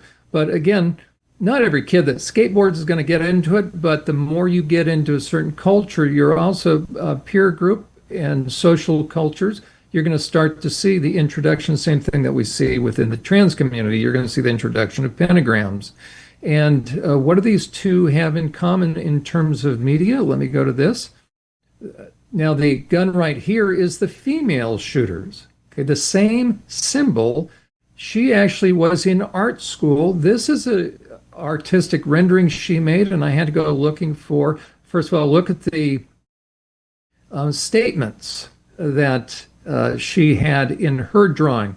So we have with the Minnesota shooter, why so serious? He chuckles to himself. The Tennessee female shooter, right? I knew that statement. When I'm home, here's Johnny. Well, where does that come from? The Shining. Okay, that's been around a while, but every time I looked up a screenshot about where the guy is saying, here's Johnny, you know, we have that look, that face, but I saw there's apparently a new making of The Shining, and I found the picture. So, and it's interesting, it seems that there's this site called The Shining Horror Movies. Okay, and that's where she got this from. And she drew the female shooter, 28-year-old in Tennessee, made a lot of this out of sentences. So you can see that she was steeped in this media. And what happens? They open themselves up to dark. They invite darkness. Absolutely. There's something else there, John, though, that she was talking about white privilege, but she's white herself. Isn't that interesting? You know, it kind of is like, what are you talking about, girl? You know, it just, well, again, everything's convoluted. That's right. So the things that are not being talked about as far as the contributing factors are the sense of self-entitlement. Now, the Tennessee female shooter was on heavy medication. It was on a lot of the antidepressants and whatnot. And trans meds too, right? She was on hormones. Yes, that's right. So she had been taking a lot of hormones. So there's the impact of pharmaceuticals. But on top of everything else, we have a sense of self-entitlement. We have anger. Then they get into, there's no other way to put it. If you've got satanic symbolism on your weapons, you've introduced, you've opened, and look at, and if you're filling your mind with horror movies, well, you're probably going to open yourself up to it. And then they add the porn. And within the alternative lifestyles and then the trans stuff, you've got some very deviant and dark things. And you were just referencing, we're going to hear about this story that you're going to see that these young kids are either being groomed into it, or as they get older, they're starting to go into it. As a matter of fact, let me show you one influence. This is an individual who has become fixated on me. Matt Osborne has a little online blog called The Distance. He is a gossip and slime columnist like the National Enquirer. They always have multiple fake accounts. He is an AGP, autogodophile, cross-dressing guy, or he pushes that. So I believe he actually is into the sissification of young people. Parents, are you sitting down because you're about to hear what the sexually deviant LGBTQ radical activist Matt Osborne, who reviews books for minors for GenSpect, feels is appropriate for kids to read? As you hear the following, ask yourself the question, what in the world is any guy, let alone a single man, who is active in sexually deviant lifestyles and activities, showing such interest in the sexuality of other people's kids, and thinking this is something that is fine for kids to read or have read to them? This is the guy who launched the smear and slime campaign against Jon Uhler. My penis can't erect. A guy touching it triggers pain. Orgasms feel like there was no climax at all, just a sensation of fluid coming out. This particular LGBTQ closeted AGP activist morphed into his current twisted state because of the significant amount of pornography he has consumed over the years, which has taken him well beyond his previous level of accessing warped and vile homoerotic material, taken him beyond accessing barely legal, and even well beyond accessing bestiality porn, which is one of the reasons he no doubt secretly enjoys engaging in furries, where he can hide 100% of his identity underneath his bright and deceptive mascot-like costume, while accessing kids who think furries is a safe activity for minors. He has moved deeper into deviance to where he now accesses online material via secret virtual private network, where he can connect and share with other equally twisted and deviant males, which has caused him to morph into a not-so-covert minor-attracted person, or a MAP, which is simply an attempt at rebranding and airbrushing over pedophilia. Wow. Parents, did you catch what's happening in this drawing, boldly posted by Matt Osborne on one of his many fake sock puppet accounts on Twitter, or X, the one he has used most often to smear and slander Jon Uhler, his deviant AGP profile, a play on the letters AGP? Just look at what is being portrayed. There is an obvious adult male checking out two young kids. Those two kids can't be any more than age 11 or 12, like in 5th or 6th grade. And you can see the two kids are holding hands, and the young boy on the left is clearly getting upset as he sees the adult, Mr. Big Meat, checking his young girlfriend out. Just let this sink in. He's making his move on the boy, not the young girl, because this adult, like Matt, has special plans for this young, naive male. Again, Matt had this posted proudly on his fake Twitter page, Autogamp Egg. It fits exactly with another of Matt's AGP posts on yet another of Matt's multiple fake Twitter accounts, which shows what would appear as a scantily dressed young female dressed in a little nightie who is likely, according to Matt's AGP, sexual fetish, which, of course, is really just rebranded perversion. An underaged sissified male, which, given it says AGP, this would be a young male who is now dressing as a seductive female to be easy prey. In Matt's twisted, deviant world, this would be an underage sissified male, which, given it says AGP, this would be a young male who is now dressing as a seductive female to be easy prey, to serve as fresh meat for such predators and to be led away by the predators who have targeted the young man. These posts clearly show who Matt is and reveal the degree of deviance of such men who try to normalize what they're into. Given how fixed he is in his deviance, we shouldn't really be surprised to see that Matt puts it right out there in plain sight. So, what do we see happening months later? We see that this adult male deviant has managed to sissify his young male target into a buxom blonde female through what is called transmaxing or forced feminization, which is part and parcel of the LGBTQ lifestyle. And is exactly what Matt is into, and is why Matt wants unfettered access to minors, especially minor males. And this Matt Osborne, along with the equally deviant and deceptive Sierra Weir, are the very same ones who crafted the scheme to slime, slander, and target Jon Uhler, to cancel Jon, to silence him, to dox him, and to try to do as much damage as possible to Jon personally and professionally, all because Jon has been over the target. Over on the right, here is the posting that I put together. You see the two naked men there that are with these young kids that fits the definition of a mandated report, and Matt wouldn't answer. Do those men down on the bottom right, should they be criminally charged and prosecuted? And he said, well, context matters. Did the kids come up to them? Did the kids invade the adult spaces? So, and then I challenged him to come on our program, a live debate, and he went away for about 9 months and then came back with a slime campaign. But this is the same. This is sexualization of these kids. Same issue, right and wrong. It's a simple question. It's a simple question. They should be charged, absolutely. There we go.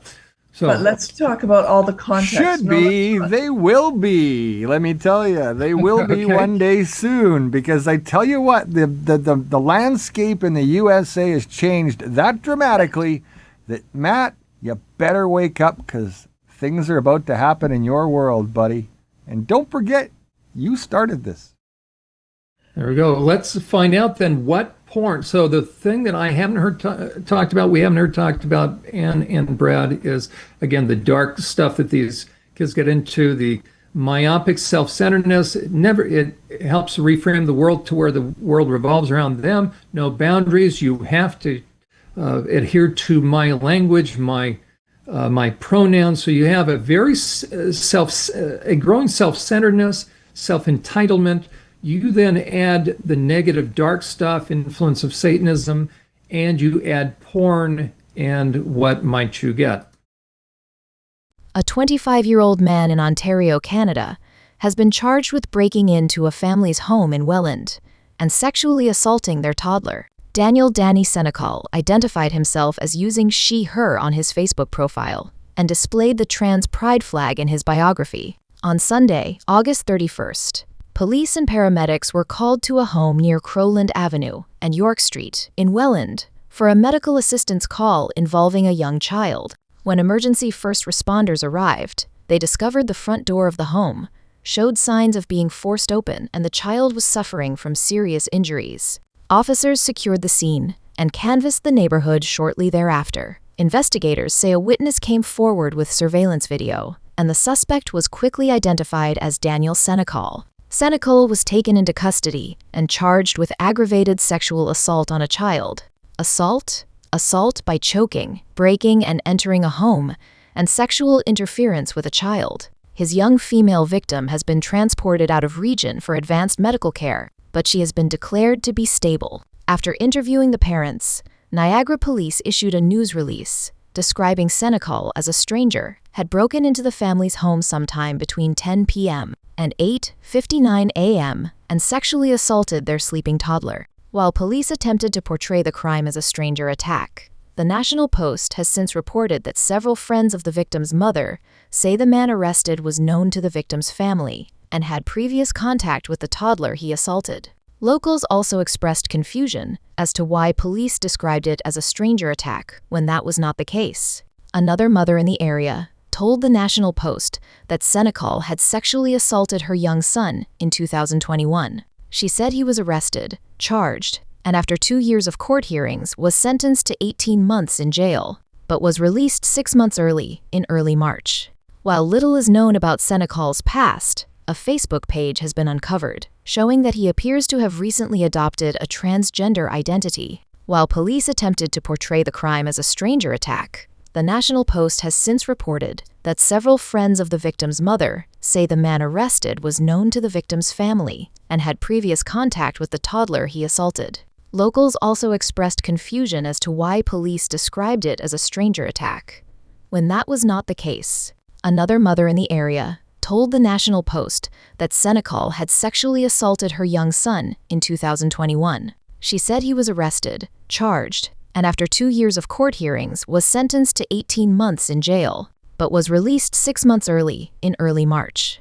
While little is known about Senegal's past, a Facebook page has been uncovered showing that he appears to have recently adopted a transgender identity that several friends... There we go. So, again... Yes, I want to talk.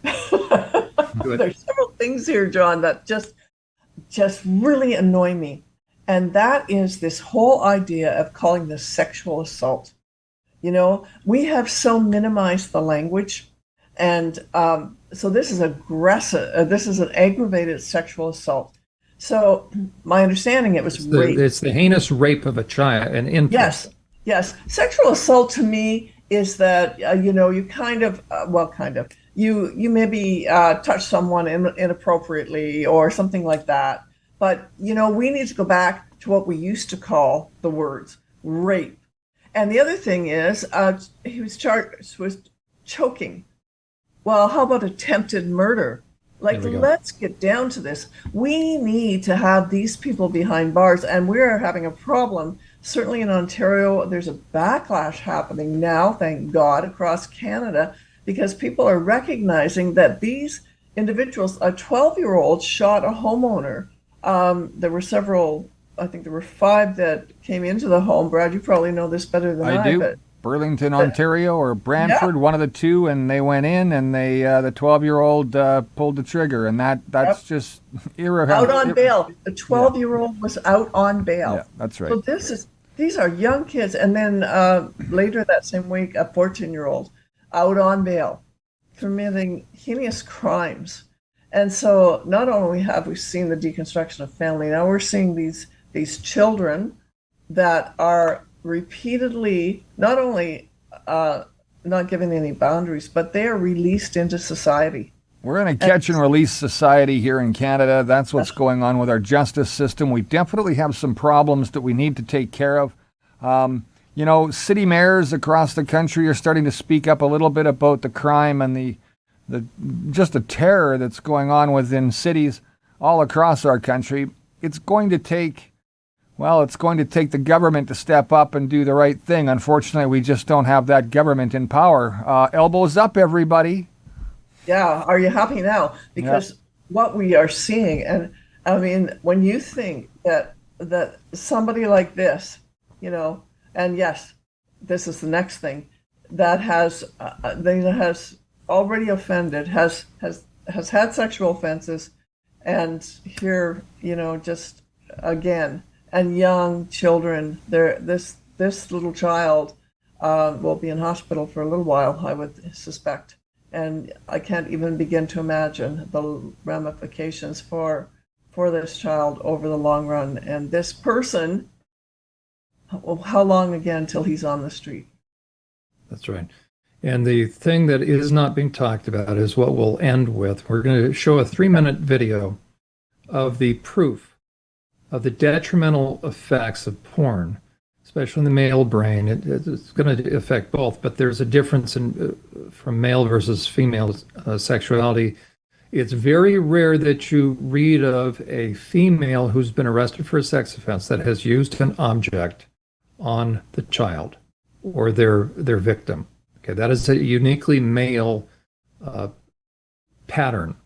And within the trans movement, you have no trans movement without pornography. And all it takes is a sense of entitlement. It takes a lack of boundaries.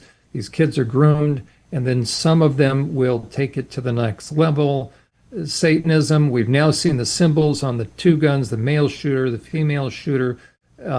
We've seen a lot of different pictures, and the merging of the Church of Satan, satanic stuff that feeds into. Why? Because do what thou wilt. As a whole of the law, Aleister Crowley, right? So it's very much, I'm the arbiter of truth. I'm the arbiter of reality. What I say goes. I become God in my own life, and don't you dare transgress. That's already bad enough. But then you add porn to it, and porn, drugs, sex, rock and roll, those are all doorways into the spiritual realm, and you actually may open up for yourself more than you're bargaining for. So porn is a significant issue that's not being talked about, that behind all the trans stuff, it's saturated with porn. Let's find out what porn does to the human brain, but especially the male brain, and we can see what happens. You don't have women breaking in and raping toddlers like that. That's a male issue. We've unleashed countless numbers of these now into society.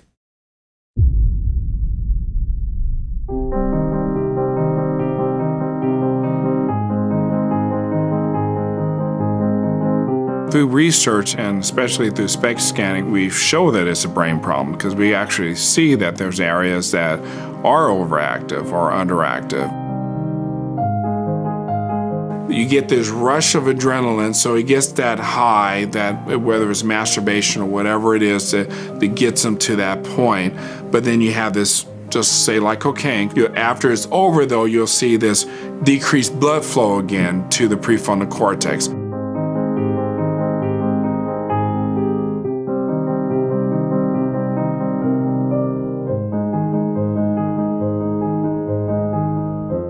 This is a scan of a sex addict brain, an 18-year-old sex addict brain. And we compare that to a normal brain, and at the naked eye, we can tell this is not normal. Now, if we compare that to someone who has cocaine addiction, this is a person who has cocaine addiction. As you can tell, in the prefrontal cortex and the parietal lobe, they're very similar, although you don't see the top part of this brain. The scalloping is about the same if we looked at this sagittally. The prefrontal cortex, for lack of a better word, is our CEO. It really controls every other aspects of the brain. So the whole front part of our brain, this is what makes us human in general. Usually in sexual addiction, there's some low activation here. Our CEO drops off, we don't make good decisions. Normally, in naked eye, you can tell that this is not particularly normal or healthy.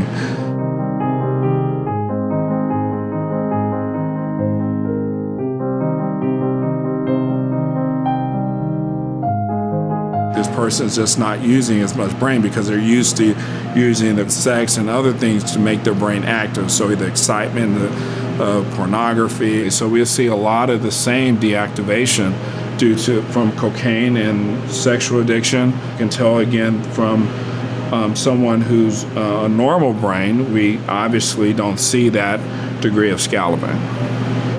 It takes over the mind.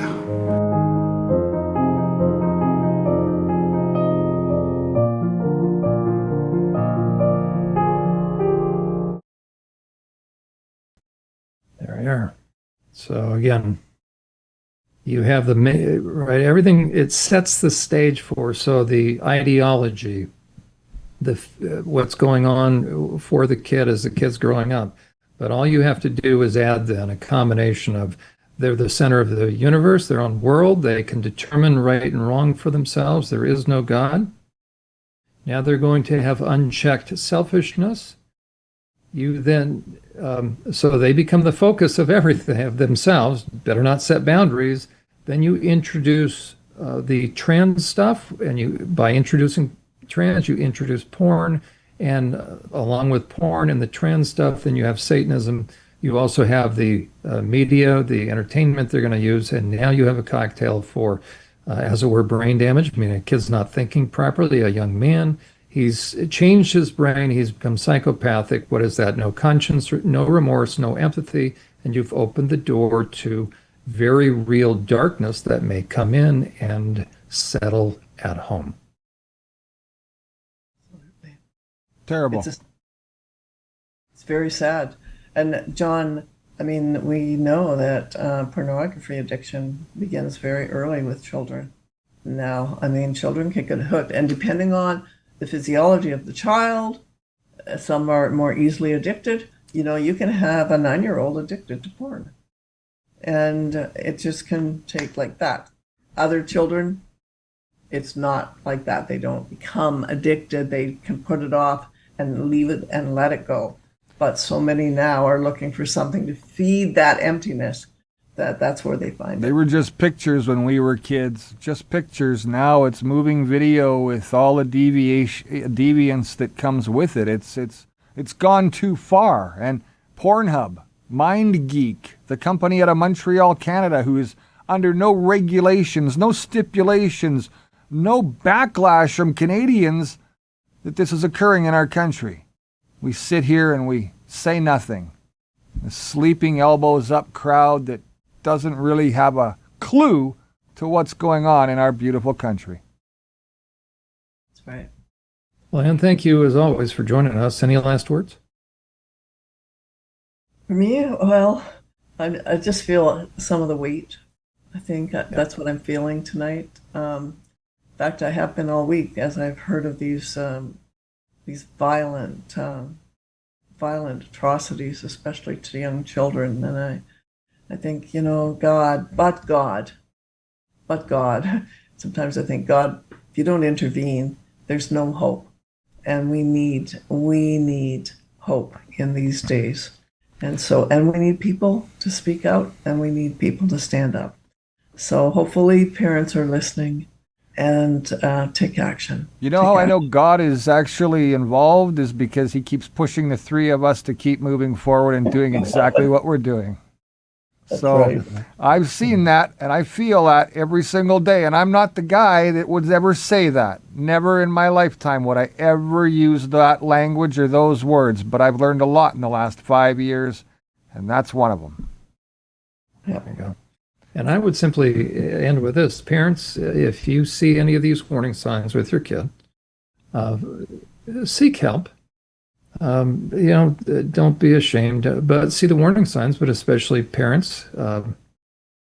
If you are inclined, so I'll talk to the enabling or codependent parent or those that just want things to be okay and go along, that if you have a parent that is pushing certain issues, you're going to have to be willing to step up and say enough is enough, draw some boundaries, and then if it's time to have your child sit down and see somebody, I would, as a parent, I would just ask then one primary question, which is, what's your view on porn?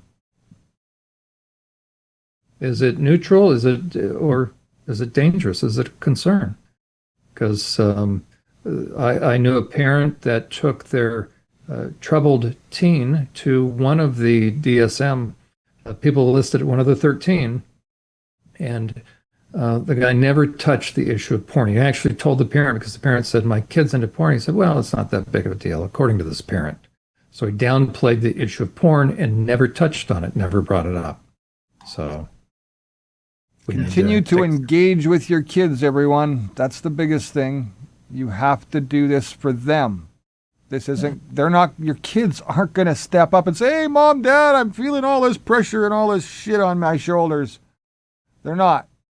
You got to get involved. You got to go and communicate with them. You got to ask them what is going on in their world. And then you've got to stay involved in their world. And you've got to help them, I guess, break free of all of this nonsense that continues to bombard them and weight them down, from teachers to friends to peer pressure to magazines, movies, and other entertainers that continue to tell them they're on the right path. It's a crazy world out there, but it doesn't have to be. This started with right and wrong, and it ends with right and wrong. Am I right? I'm Absolutely. right. And that's where we need to be, is on the right side. I thank you both for being here. We can't do it without either one of you. You guys have put like 2 hours into this tonight, and it's fantastic. This is the episode I was waiting to do with both of you, because this is going to expose things about what's going on in a way that others haven't been able to do. They've been able to talk about the shootings. They've been able to talk about the shooters, but they don't get into the psyche and the depth that you brought tonight. So thank you both for that. I want to remind everybody, it's not our kids' fight, it's our fight. See you soon.